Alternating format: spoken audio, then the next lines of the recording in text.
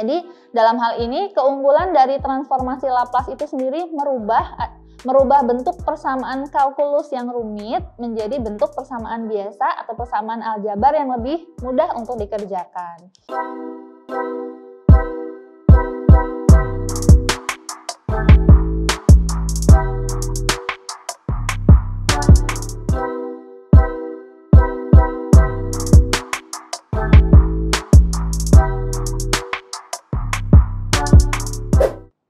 Assalamualaikum warahmatullahi wabarakatuh. Selamat berjumpa kembali dengan saya Marhamah Ulfa dalam mata kuliah Kalkulus Peubah Banyak. Pada hari ini kita akan membahas terkait materi inverse transformasi Laplace. Nah, pekan lalu kita sudah membahas transformasi Laplace ya. Hari ini kita akan membahas tentang inverse-nya. Nah, sebelum membahas materi inverse transformasi Laplace, kita akan membahas dulu terkait keunggulan dari Laplace itu sendiri. Dalam hal ini, dengan proses transformasi Laplace, kita bisa menyederhanakan perhitungan suatu persamaan matematika yang mengandung operasi turunan atau diferensial. Atau bisa juga integralnya menjadi persamaan yang berisi perkalian atau pembagian biasa.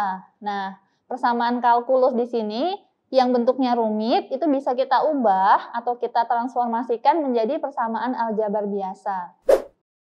Nah, penerapannya biasanya ada banyak ya. Saya sebutkan beberapa saja di sini. Yang pertama yaitu contoh penerapan transformasi Laplace dalam model sistem kendali motor DC. Jadi bisa dilihat di gambar, salah satu penerapannya di sini. Nah, bentuk persamaannya apa? Nanti akan kita bahas kemudian.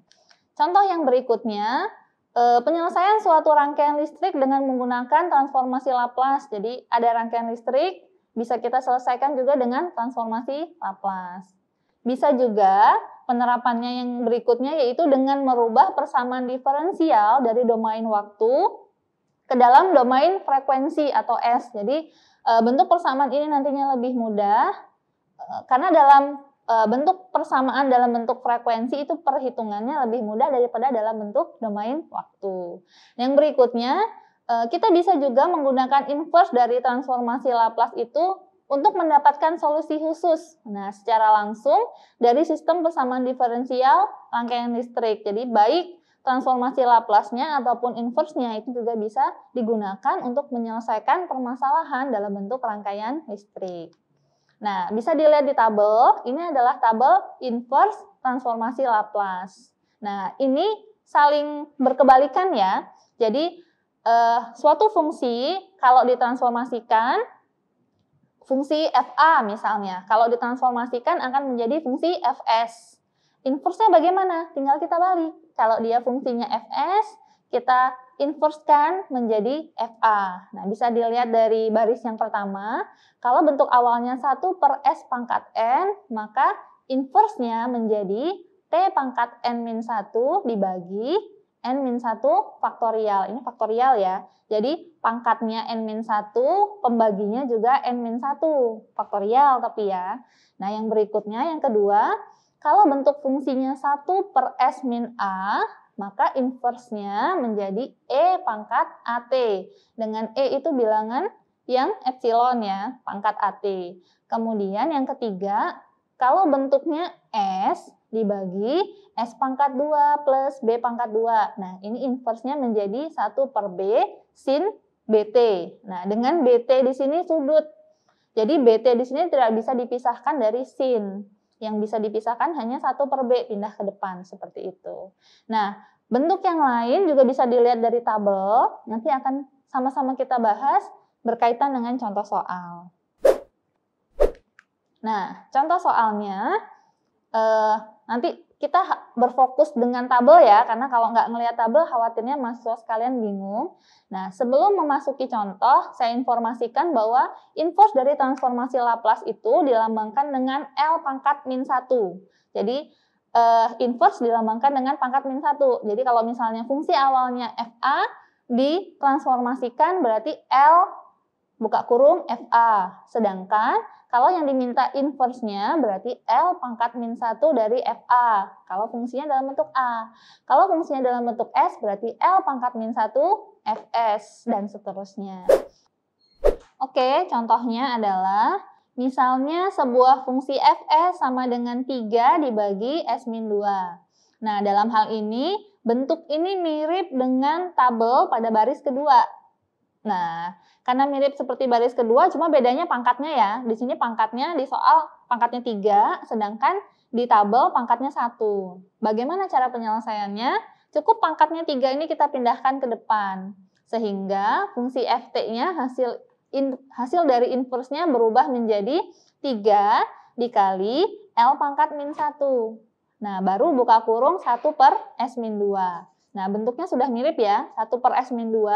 Mirip seperti mirip seperti fungsi 1 per S-A, sehingga bisa disimpulkan bahwa A di sini adalah 2. Kemudian, karena hasil dari inverse-nya adalah E pangkat AT, maka secara keseluruhan fungsi ini hasil inverse-nya adalah 3 dikali E pangkat 2T. Kenapa? Karena tadi nilai A-nya adalah 2. Mudah ya. Contoh yang kedua, misalnya ada sebuah fungsi fs sama dengan 4 dibagi S plus 3. Nah, fungsi ini juga mirip dengan tabel pada baris kedua. Masih sama dengan yang tadi, masih menggunakan fungsi yang sama. Karena pangkatnya 4, pembilangnya 4, jadi 4-nya dipindah ke depan. Menjadi 4 dikali L pangkat min 1, buka kurung 1 per S plus 3. Nah, dalam hal ini, tadi kan bentuknya mirip dengan S min A ya. Nah, karena tandanya plus, maka bisa kita simpulkan bahwa nilai A-nya adalah min 3. Sehingga hasil dari inverse-nya adalah E pangkat AT ya.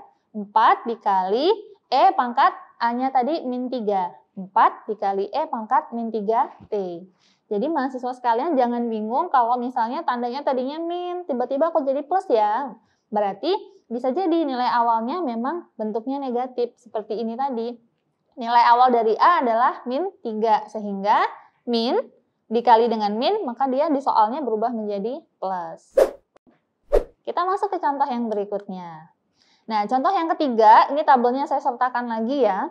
Contoh yang ketiga ini misal sebuah fungsi awalnya adalah fs sama dengan 3s min 4 dibagi s kuadrat plus 4. Nah, penyebutnya ini ada S pangkat 2 plus 4. Kita cari nih dari tabel. Kira-kira dari tabel yang paling mirip baris keberapa ya? Ternyata yang paling mirip bentuknya adalah baris ketiga. Nah, dari baris ketiga ini, tapi kok ternyata ada minnya ya, ada min 4. Nah, supaya tidak bingung, min 4 ini kita pindahkan, kita geser, sehingga posisinya berubah menjadi 3S dibagi S pangkat 2 plus 4.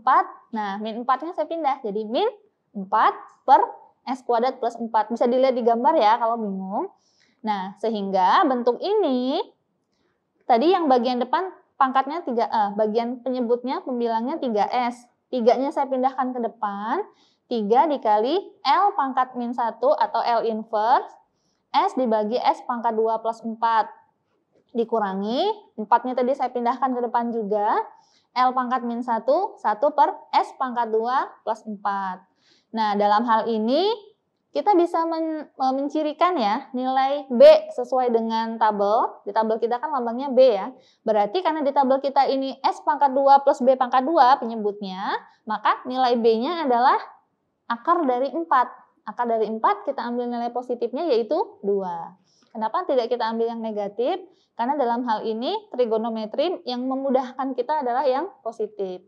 Nah, sehingga hasil dari inverse-nya 3 dikali, tadi kalau S dibagi S pangkat 2 plus B pangkat 2, inverse-nya kan cos BT.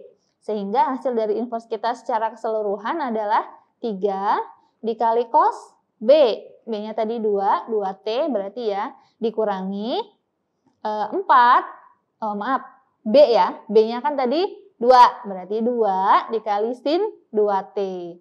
Nah, dalam hal ini, kita jangan bingung terkait nilai B, karena B tadi adalah akar dari fungsi secara keseluruhan, yang kita ambil adalah nilai positifnya. Kemudian, contoh yang keempat, yaitu misal ada sebuah fungsi fs sama dengan 3 dibagi S min 2 pangkat 3. Nah, fungsi ini mirip dengan baris yang keberapa ya? Dilihat di tabel. Oke, ternyata mirip dengan baris ke-5. Pada baris yang kelima, fungsi awalnya 1 per S min A pangkat N, ternyata inversnya menjadi T pangkat N min 1 per N min 1 faktorial dikali E pangkat AT. Nah, tambah panjang nih ya. Jangan bingung mahasiswa sekalian, dilihat dari pangkatnya T. Pangkatnya T kan N-1. Nah, dibaginya dengan N-1 faktorial. Jadi, pangkatnya sama dengan pembaginya. Tinggal diberi faktorial di pembaginya. Dikali dengan E pangkat AT. Jadi, perlu dilihat yang mana A, pengurangnya S itu adalah A. Nah, dari contoh yang keempat, 3 dibagi S-2 pangkat 3. Nah, S-2 berarti A-nya 2 ya. Kemudian pangkatnya itu adalah N. Kan pangkatnya 3, maka N-nya sama dengan 3. Kita masukkan ke dalam rumus.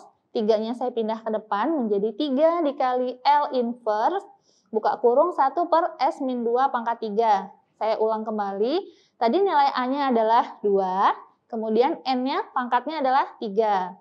Sehingga hasil dari inverse-nya adalah 3 dikali T pangkat 3 dikurangi 1, 3 dari N ya, 3 dikurangi 1 dibagi, 3 dikurangi 1 faktorial, dikali E pangkat AT, E pangkat 2T berarti.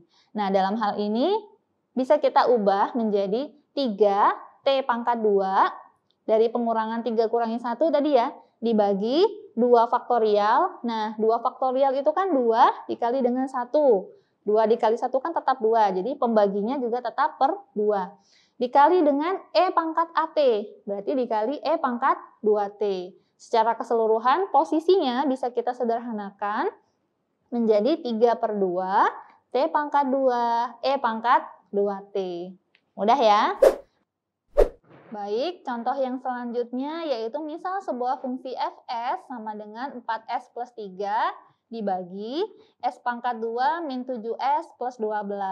Nah, bentuk ini kan tidak mirip seperti yang ada di tabel ya. Maka, jika mahasiswa sekalian menemukan bentuk seperti ini, kita bisa membagi penyebutnya menjadi beberapa bagian. Dalam kasus soal ini, ternyata jika kita faktorkan, akan menghasilkan S min 3 dan S min 4. Sehingga, bentuk penyebutnya ini saya bagi menjadi 2 ya. Saya anggap pembilang yang bagian atas itu bagian pertama adalah A, plus pembilang bagian yang kedua saya anggap sebagai B. Sehingga bentuk persamaannya menjadi A per S min 4 ditambah B per S min 3. Nah, cara penyelesaiannya ada beberapa cara, namun dalam hal ini saya pilihkan yang paling mudah. Biasanya bisa digunakan dengan cara yang pertama A, karena tadi penyebutnya adalah S min 4, jadi bagian pembilang saya kalikan juga dengan S min 4. S min 4 dikali 4S plus 3, ini soal awal ya, dibagi dengan pecahan atau faktorisasi dari penyebutnya tadi, S min 3 dikali S min 4. Nah, berarti mahasiswa sekalian bisa melihat ya, bagian penyebut dan pembilang ternyata ada yang sama. Karena ada yang sama, jadi ini kita hilangkan, kita coret S min 4 bagian penyebut dan bagian pembilang. Yang tersisa adalah 4S plus 3 per S min 3. Nah, untuk menentukan nilai A, bisa kita cari dengan substitusi S sama dengan 4. Nah, S sama dengan 4 ini dari mana ya? S sama dengan 4 ini bisa kita peroleh dari tadi penyebutnya. Penyebutnya itu kan S min 4. Kita anggap S min 4 itu sama dengan 0. Kemudian min 4-nya pindah ruas ke belakang, sehingga ketemu S sama dengan 4. Nah, nilai S sama dengan 4 ini kita substitusi ke dalam nilai S. Tadi kan pembilangnya 4S plus 3, berarti S-nya kita ganti dengan 4. 4 dikali 4, 16 ya, ditambah dengan 3, 19. Dibagi, dilihat di penyebutnya yaitu S min 3. Tadi S kita ganti 4. 4 dikurangi 3 adalah 1, sehingga 19 dibagi 1 sama dengan 19. Ketemu nilai A sama dengan 19. Dengan cara yang sama untuk menentukan nilai B, berarti karena tadi penyebutnya adalah S min 3, jadi pembilangnya dikali dengan S min 3, dikali 4S plus 3 per S min 3 dikali S min 4. Kemudian bagian yang sama yaitu S min 3 kita coret, kita substitusi nilai S dengan S sama dengan 3. S sama dengan 3 dari mana? Tadi dari penyebutnya S-3. S-3 sama dengan 0. Min 3-nya pindah ruas sehingga ketemu S sama dengan 3. Kita substitusikan 4 dikali 3 sama dengan 12. Ditambah 3 jadi 15. Per, kita lihat penyebut, 3 dikurangi 4. Berarti min 1. Sehingga 15 dibagi min 1 sama dengan min 15. Ketemu nilai B-nya. Kita masukkan lagi ke dalam fungsi awal. Setelah kita partisi atau kita pecah, maka akan menjadi Fs sama dengan A per S min 4 plus B per S min 3. Kita substitusi nilai A dan B, berarti 19 per S min 4 ditambah min 15 per S min 3. Berarti Laplace inverse-nya adalah 19 per S min 4 ditambah min 15 per S min 3. Nah, angkanya atau nilai yang ada di pembilang saya pindah ke depan. Sehingga menjadi 19 L inverse 1 per S min 4 dikurangi 15. Karena tadi B-nya min 15 ya. Jadi dikurangi 15 L inverse 1 per S min 3. 19-nya tetap. Kemudian Laplace inverse dari 1 per S min 4 menghasilkan E pangkat 4T.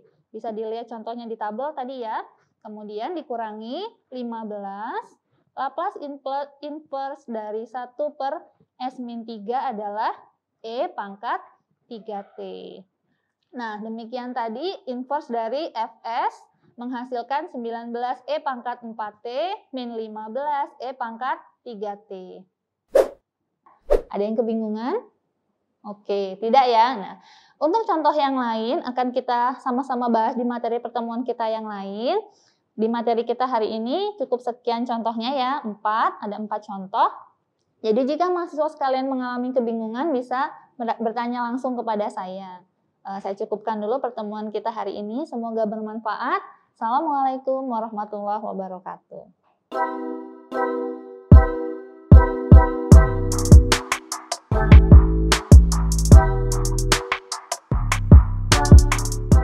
Terima kasih sudah menyaksikan video pembelajaran kali ini, dan jangan lupa untuk like, komen, dan subscribe channel Kuliah Teknokrat, serta nyalakan juga tanda loncengnya agar kalian tidak ketinggalan informasi update selanjutnya.